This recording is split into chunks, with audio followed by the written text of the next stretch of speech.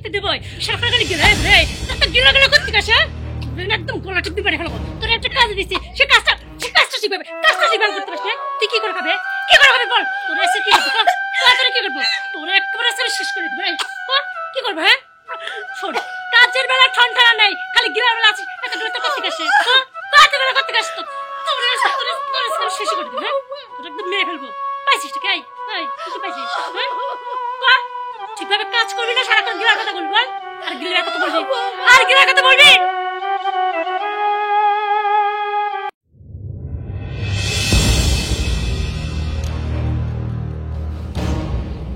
চাচি এভাবে কাজ করলে কি আমার হবে নি? চাচি আমি এত কিছু বুঝিনি, আমি আপনাকে কাজে রাখতে পারবো না। যান। আপনার মতো লিভার আমার দরকার নেই, আপনি এখান থেকে যান তো। কাজ পারে না, কাজ করতে আসে।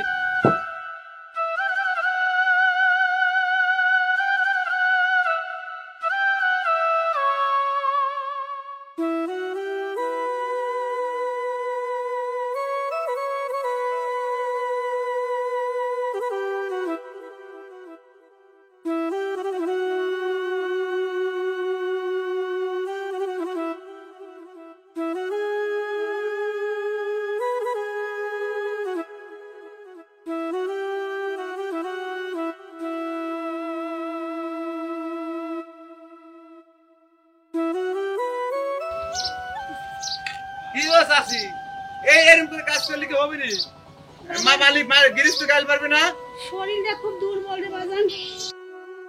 তাতে পারলে যান কাজ বেলা হয়ে গেল, কাজ কখন করবো না ভাবলেন, তাতে পারলে যান।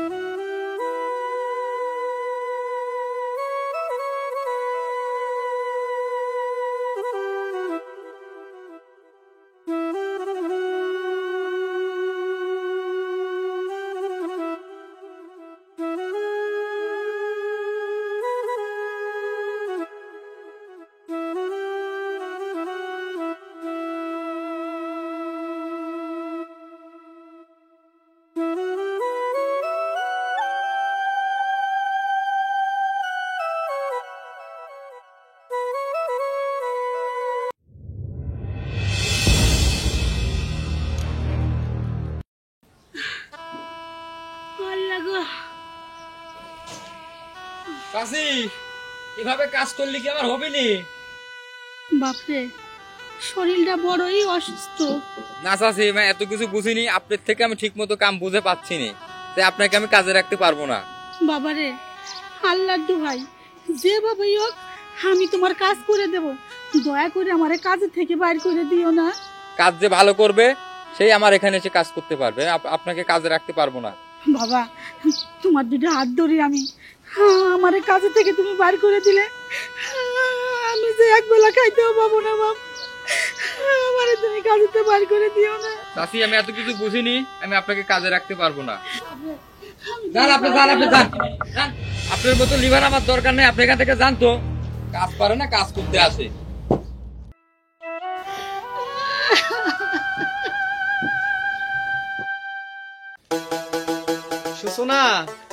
সুসোনা আরে এত মাই দিকে আয়। হ্যাঁ বাবা, কি ব্যাপার বাবা, এই মেয়েটা কে? আরে ভাই এই মেয়েটাকে নিয়ে এসেছি, কাজের মেয়ে, কাজের জন্য নিয়ে আসছি। কাজের লোক একটা থাকতে আবার টাকা দিয়ে কেন কাজের মেয়ে রাখবো? আরে শোন, তোর শাশুড়ি তো বাইরে কাজকর্ম করাস, তোর শাশুড়ি বাইরে যে কাজ করে 4-5 দিনের কাজ করার যে বেতনটা পায়, ওই বেতন দিয়ে ওকে সারা মাসের বেতন দেওয়া যাবে, তুই কি জানিস? ওই 5 দিনের টাকা থাকলে আমার সংসার একটু উন্নত হবে, সেটার জন্য আবার এই মেয়েটাকে রাখবো। আর তাছাড়া শোনো, কাজ শেষে তো আমার শাশুড়ি বাড়ি ফিরে আসে, তখন নয় বাড়ির সব কাজ কাম করবে। আরে বাবা সংসারে তো আন্টি অনেক কাজ আছে, তুই যে কাজ করিস আমার খুব মায়া হয়। তোর কাজ তুই কিচ্ছু করবো না, তোর কাজ এক দিয়ে করাবি, আর এর বেতনটা, ও শাশুড়ি বেতনটা একে দিয়ে দিবি, সমস্যা কি? তা অবশ্য ঠিকই বলছো, আমার শাশুড়ির 4-5 দিনের বেতন যদি ওকে সারা মাস পাওয়া যায়, আর বাকি টাকা তো আমার থাকবে। দেখো না এই একটু কাজ করতে করতে আমার হাত পায়ের কি অবস্থা হয়েছে, নখগুলো না খারাপ হয়ে গেছে। আচ্ছা ঠিক আছে, এই মেয়ে শোনো, তোমার নাম কি? আপা আমার নাম সাথে। নাম তো সুন্দর, এই সংসারে কিন্তু যাবতীয় কাজ কাম করতে হবে, এটা কিন্তু মাথায় রেখো। আপা এলি আপনি টেনশন করা লাগবে না, আমি সব কাজ করে দেবো আপনারে। আচ্ছা তাহলে তো কোনো কথাই নাই। বলি কি বাবা, এইখানে দাঁড়াই থেকে কাজ কি, ভিতরে নিয়ে যাই, ওকে কাজগুলো দেখাই দিই। চল মা চল, আসো, এই আসো। আমার সাথে আসো। বৌমা, ও বৌমা, বাবা এখন আমার কে ডাকে? কি ব্যাপার? আপনি এত সকালে কেন? বৌমা, আজকে যে জায়গায় কামে গেছিলাম ওরা আমারে কাজের থেকে বাইর করে দিছে। কাজে থেকে বের করে দিচ্ছে মানে? আপনি ঠিকভাবে কাজ করেননি? বৌমা, শরীরটা আজকে খুব দুর্বল। ও আচ্ছা, এই যে চারি চারি যখন গেলেন সেগুলা যাই কয় হ্যাঁ যে আপনার শরীর দুর্বল থাকে? বৌমা, আজকে সকালে তো তুমি খাইতে দাও নাই, বড্ড ক্ষুধা পাইছে, সাইডটা খাইতে দাও না। হ, খাবিতে দেবই। সকালে গেলে রে তোর তো গিলা গিলা করতে গেছে। একদম গলা টিপতে পারে খেলো। তোর একটা কাজ দিছি, সে কাজটা শিখবে। কাজটা শিখবে করতে পারছ না? তুই কি করে খাবে? কি করে খাবে বল? তোর এসে কি তোর কি করবো? তোর একবারে সব শেষ করে দিবে। বল কি করবে? হ্যাঁ ছোট কাজের বেলা ঠনঠনা নাই, খালি গিলার বেলা আছে। একটা গিলা তো করতে গেছে। কাজের বেলা করতে গেছে তো তোর শেষ করে দিবে। একদম মেরে ফেলবো। পাইছিস কি? এই তুই পাইছিস? হ্যাঁ বাহ, ঠিকভাবে কাজ করবি না, সারাক্ষণ গিলার কথা বলবি। আর গিলার কথা বলবি, আর গিলার কথা বলবি। যা বলছিস চোখের সামনে থেকে যা। ভদ্র মানুষের মধ্যে কাজ করতে আমার বাড়িতে আসবি।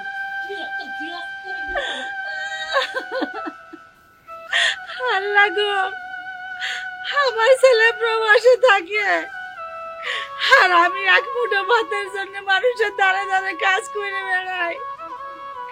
আমার এক মুঠো ভাতের এত দাম, এক মুঠো ভাত আমার জোটে না। আল্লাহ, আমি কোথায় যাব?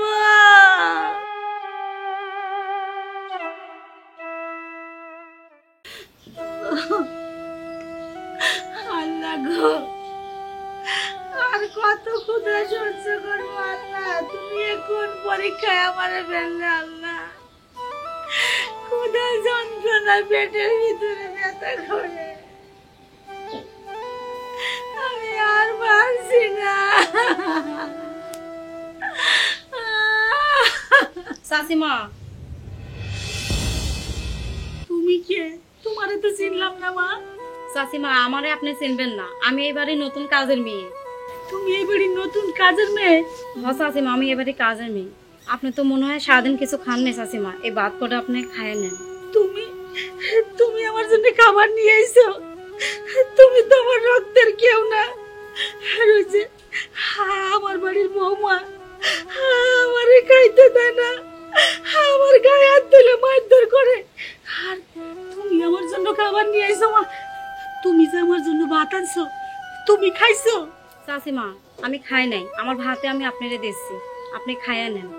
মারে, তুমি যে আমার জন্য ভাত লুকাই আনছো, এই কথা যদি আমার বৌমা জানে, তোমারে তো বাড়ির থেকে বাইর কইরাই দিব। আর আমার যে কি অবস্থা করব তাই উপর আল্লাহ ছাড়া কেউ জানে না রে মা। চাচিমা, আপনি এ নিয়ে টেনশন করেন না। আপা ঘুমাইছে, ঘুমে থেকে ওঠার আগে আপনি ভাত করে খায় নেন। ও মা, তুমি যাচ্ছো না।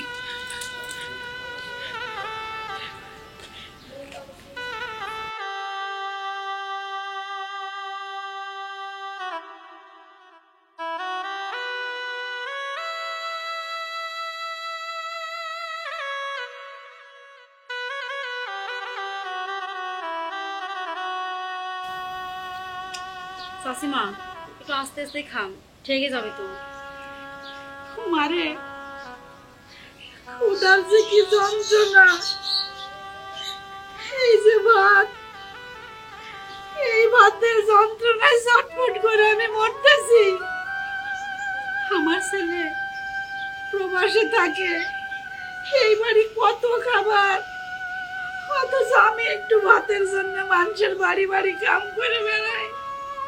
হায় রে ভাত, হায় রে পেটের ক্ষুধা রে।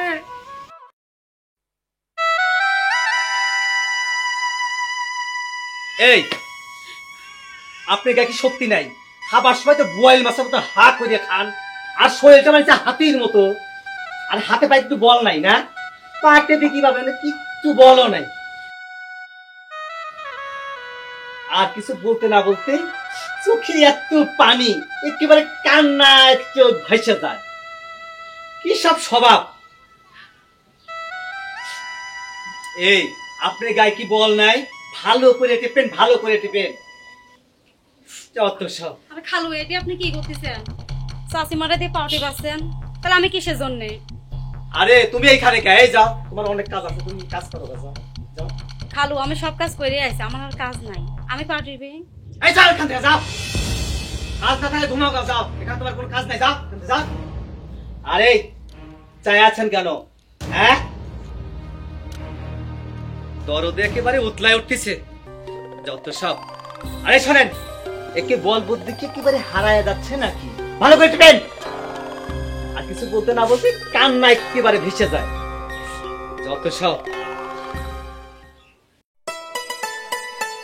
মা, ভাবি, ভাইয়া, কই তোমরা?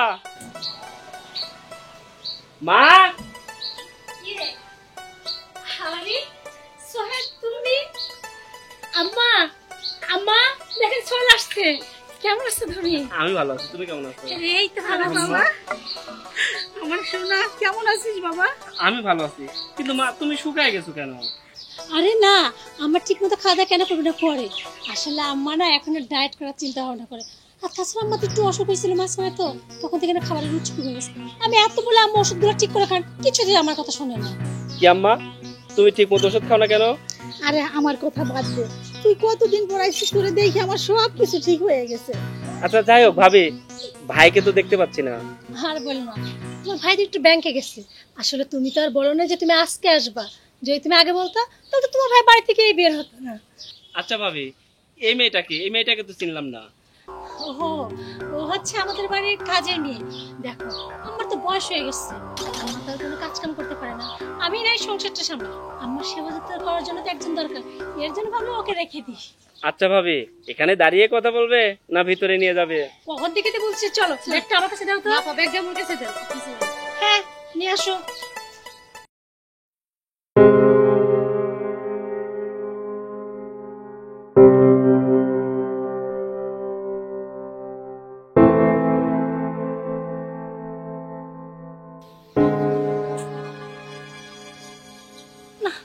কিছু তো শোনাও যায় না, তখন থেকে কি ফোঁসা করতেছে। আবার কাজের মেয়েটার সাথে বিষয়টা তো ভালো লাগতেছে না। এইখানে দাঁড়া থাকলে কাজ হয় না, এক কাজ করে যায়। বাবা খুব ভালো। এদিকে কি, হ্যাঁ বাড়ি থেকে জায়গা ছিল না প্রেম করার? আর তোমার রুচি দেখে আমি অবাক হয়ে যাচ্ছি সোহেল। এই গ্রামে কি মেয়ের অভাব পড়ছিল? সামান্য একটা কাজের মেয়ের সাথে তুমি ঘুষুর ফুসুর করতেছো। ভাবি, আপনি কাকে কি বলতেছেন? কথা কিন্তু হুশ করে বলেন।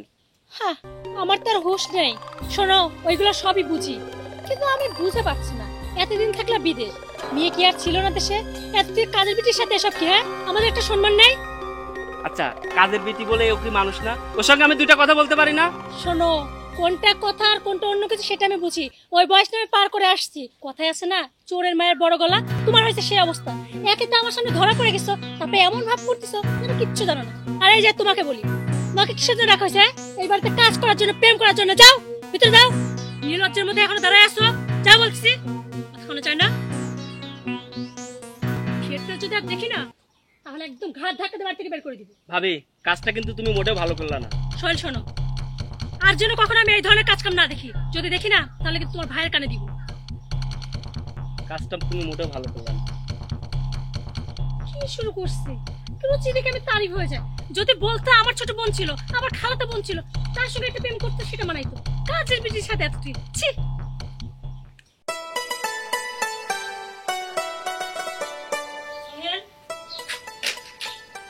কোথায় যাচ্ছ তুমি এত সকাল সকাল? ভাবি আর বলো না, এখন তো সবকিছু ডিজিটাল হয়ে গেছে। আমার পাসপোর্টটা নাকি আবার ডিজিটাল করতে হবে। এই কাজের জন্য আমাকে ঢাকা যেতে হবে। তো ফিরবা কবে? যে গরম পড়ছে, এখন তো আর আজকেই ফিরতে পারবো না, হয়তো 2 দিন দেরি হবে। অবশ্য ঠিকই বলছো, ঢাকা তোর কাছে না, অনেক দূরে।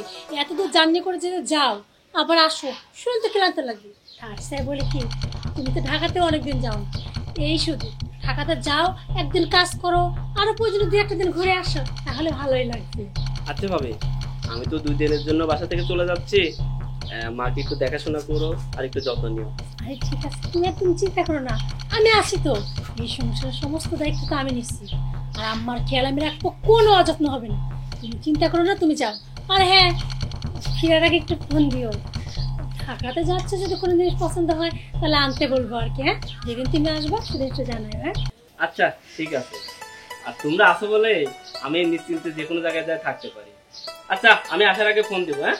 আচ্ছা ভাই। আর তোমার কিছু লাগলে কিন্তু বলতে পারো। আরে বলবো তো বললাম, তার সাথে ফোন দাও, ওই দিন বলবো।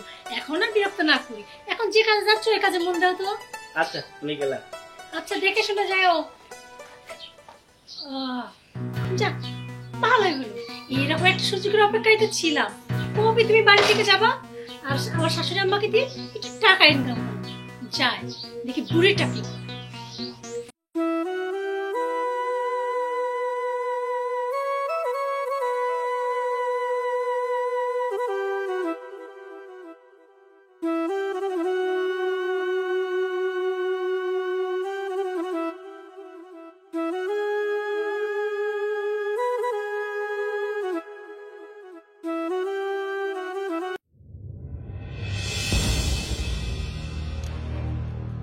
মা তুমি এগুলো কি করতেছো? তুমি এটাকে লিভারে কাজ করতেছো কেন? বাপরে, এইটা কিছু না। এটা কিছু না মানে? মা তোমার ছেলে থাকে প্রবাসে আর তুমি এটাকে লিভারে কাজ করতেছো কেন মা? আমি তখন প্রবাসে থাকতাম, তখন তুমি বলতে পারতা, তা তুমি বলনি কেন মা? বাবারে, তুই থাকিস ওই দূর প্রবাসে, আমি যদি এই কষ্টের কথা তোরে কই, তুই কি প্রবাস করতে পারতি? তুই কি ওই বিদেশ থাকতে পারতি বাবা? মা আমি নাই প্রবাসে ছিলাম তখন তুমি বলতে পারো নাই, কিন্তু আমি দেশে আসার পরে তো আমাকে বলতে পারতা, তখনও তো তুমি আমাকে বলো নাই কেন মা? বাবারে, আমি চাই নাই ওই সুখের সংসারে আমার জন্য দুঃখের আগুন জ্বলুক। আমি চাই তোরা সুখে শান্তিতে থাক, এই জন্য আমি সব কিছু মুখ বুঝে সহ্য করছি বাজার। মা আমাকে আর কিছু বলতে হবে না, আমি সব বুঝতে পারছি। যাদের সুখের জন্য তুমি এত কষ্ট করছো তারা আমাদের সুখ চায়নি। চলো আমি ভাই আর ভাবির মুখোমুখি হতে চাই, আমার সঙ্গে চলো।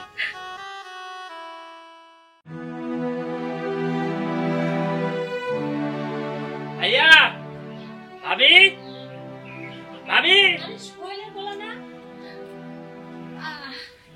আরে সোহেল, তুমি তুমি ঢাকা থেকে কখন চলে আসলা? তুমি না বলছিলে তোমার 2 দিন দেরি হবে? হ্যাঁ বলছিলাম, সেটা পরে বলি, কিন্তু তার আগে বলো আমার মা কেন রাস্তায় লিভারে কাজ করতেছে? কি তুমি আমার লিভারে কাজ করে মানে? আম্মা আমার দিকে তাকান, আপনি আবারও গেছেন সে রাস্তায় লিভারে কাজ করতে। আপনাকে কত করে মানা করছি জানো সোহেল? তুমি যখন ছিল না আম্মা না চুরি করে করে লিভারে কাজ করতে যাইতো। আপনি একবার আমাদের মান সম্মানের কথা ভাববেন না? আমি আম্মাকে খাওয়াই দেয় বললাম আম্মা ঘরে থাকেন, কখন যে বের হয়ে গেছে আমি দেখতেই পাইনি। বাহ ভাবি বাহ, তুমি বলতেছো আম্মাকে খাইয়ে দেয়ে রুমে শুয়ে রাখছো, আর আমার আম্মা কিনা রাস্তায় লিভারে কাজ করতেছে। আম্মা এইটা কিন্তু আপনি একদম ঠিক কাজ করেনি। এটা কি ধরনের ভদ্রতা? হ্যাঁ, আপনি এত টাকা দরকার ছিল আমাকে বলতেন, আপনি আবার গেছেন লিভারে কাজ করতে। আমাদের মান সম্মানকে কিচ্ছু রাখবেন না। আচ্ছা আমাদের কথা বাদ দেন, আপনি ছোট ছেলের কথা তো ভাববেন না কি? শোনো ভাবি, তোমার আর নাটক করার দরকার নাই। তুমি কি ভাবছো? তুমি যে নাটকগুলো করতেছো আমি কিছুই জানি না? আমি সবকিছু জানি। দেখো কোনো কিছু না জানে একদম জোর গলায় এরকম বলবা না। আমি কি করছি? হ্যাঁ? আমি কিচ্ছু করি নাই। ওই যে তোর মা থেকে শোনো। আম্মা আপনি বলেন আমি কি আপনাকে কাজে পাঠাইছি? সোহেল, চুপ কর বাবা, সবকিছু আমার এই কপালের দোষ। আমার কপালে লেখা ছিল তাই আমি এইগুলা করছি। আম্মা কি বলতেছেন কি আপনি? হ্যাঁ, নিজের মতো নিজে কাজে গেছেন, আবার আমাকে উল্টা বলতেছেন, মানে আমার ঘরে দোষ দিতে চেষ্টা করতেছেন। চুপ, একটা কথা বলবে না। মা আমি তো অনেকদিন চুপ ছিলাম, আর চুপ থাকলে চলবে না, আমাকে অনেক কিছু বলতেই হবে। ভাবি তুমি কি ভাবছো আমি কোনো কিছু জানি না? আর তুমি আমাকে কাল কি বললা? আমি কাজের মেয়ের সাথে ফষ্টি নষ্টি করছি। তুমি জানো এটা কে? সাথে আমার বিবাহিত স্ত্রী।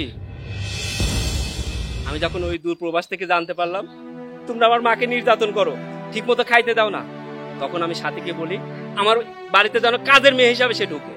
আর সে কাজের মেয়ে হিসেবে ঢুকে তোমরা যা করছো সবকিছু আমাকে বলছে। আরে তুমি বাইরে নিয়ে আসলো কেন? ভিতরেই তো আমরা কথা বলতে পারি। তুমি বোঝো না, রুমে সব কথা পাওয়া যায় না। আচ্ছা কি কবে কম? তোমার ধারণাটাই আসলে সঠিক। কি বলছো? তার মানে আমি যে ধারণা করছিলাম যে আমার মাকে ওরা নির্যাতন করে, অত্যাচার করে, ঠিক মতো খাইতে দেয় না, এগুলো সত্য? হয়, এগুলো সব সত্যি কথা। আমি দেখছি অনেক অত্যাচার করে, মারধরেও করে। কি বলো? যাই হোক, আমি তো এগুলো ভাই আর ভাবিকে বলতে পারতেছি না, কারণ আমার কাছে তো কোনো প্রমাণ নাই। যেমন করেই হোক এই বিষয়টা হাতে নাতে ধরতে হবে, আমাকে প্রমাণ করতে হবে যে ভাই আর ভাবি মাকে নির্যাতন করতেছে। কিছু তো শোনাও যায় না। শোনো, আমি একটা প্ল্যান করছি। আমি ভাবিকে বলবো আমি একটা বিশেষ কাজের জন্য বাড়ির বাইরে যাবো, মানে 2 দিন ঢাকাতে থাকবো। তখন থেকে কি ফোঁসা করতেছে, আবার কাজের মেয়েটার সাথে বিষয়টা তো ভালো লাগতেছে না। এইখানে দাঁড়া থাকলে কাজ হয় না, এক কাজ করে যায়। বাবা খুব ভালো। এদিকে কি হ্যাঁ, বাড়ি থেকে জায়গা ছিল না প্রেম করার? আর তোমার রুচি দেখে আমি অবাক হয়ে যাচ্ছি শুনে। এই গ্রামে কি মেয়ের অভাব পড়ছিল? সামান্য একটা কাজের মেয়ের সাথে তুমি ঘুষুর পুষুর করতেছো। ভাইয়া ভাবি, তোমাদের জন্য আমি কি করি নাই বলো? ওই দূর প্রবাসে কত কষ্ট করছি, কিন্তু তোমরা আমাকে বোঝার চেষ্টা করোনি। জানো মা, যখন ভাইয়া ভাবি আমাকে ফোন করে বলতো সোহেল তুই কি খাইছিস, আমি বলতাম গরু মাংস খাইছি, মুরগির মাংস খাইছি। কিসের গরুর মাংস, কিসের মুরগির মাংস, আগের দিন পর বাসি পচা খাবার সেটা খাইতাম। জানো মা, যখন ফেসবুক খুলতাম আমার বন্ধুরা ঈদের নামাজ পড়ে সবাই সেলফি উঠে ফেসবুকে আপলোড দিত, বন্ধুরা আড্ডা দিত, তখন আমারও মনে চাইতো আমিও দেশে যাব, সবার সাথে ঈদ পালন করব, সেলফি উঠে ফেসবুকে আপলোড করব। ভাইয়াকে যখন বলতাম ভাইয়া আমি দেশে আসবো, বলতো না তোর দেশে আসার দরকার নাই, বাড়িটা শুরু করেছি এখনো কমপ্লিট করতে পারি নাই। তারপরে যখন বলতাম ভাইয়া আমার আর ভালো লাগতেছে না, আমি দেশে যাব, তখন বলতো মা অসুস্থ, মার চিকিৎসার জন্য টাকার প্রয়োজন, তুই দেশে আসিস না আর 1 বছর পরে। এরা ভুলেই যায় প্রবাসীরা রক্তে মাংসে করা মানুষ, তাদের হৃদয় বলে কিছু আছে, তাদেরও শখ আহ্লাদ আছে। প্রবাসীরা মানুষ মনে করে না, এরা মনে করে প্রবাসীরা টাকার মেশিন, যারা শুধু টাকা ছাপাইতে পারে কিন্তু নিজের কাছে কোনো কিছু রাখতে পারে না। যাই হোক, তোমাদের কাছে এত কথা বলে তো আমার লাভ নাই। ভাইয়া আমার সমস্ত টাকা পয়সার হিসাব দিয়ে এই বাড়ি থেকে চলে যাবা।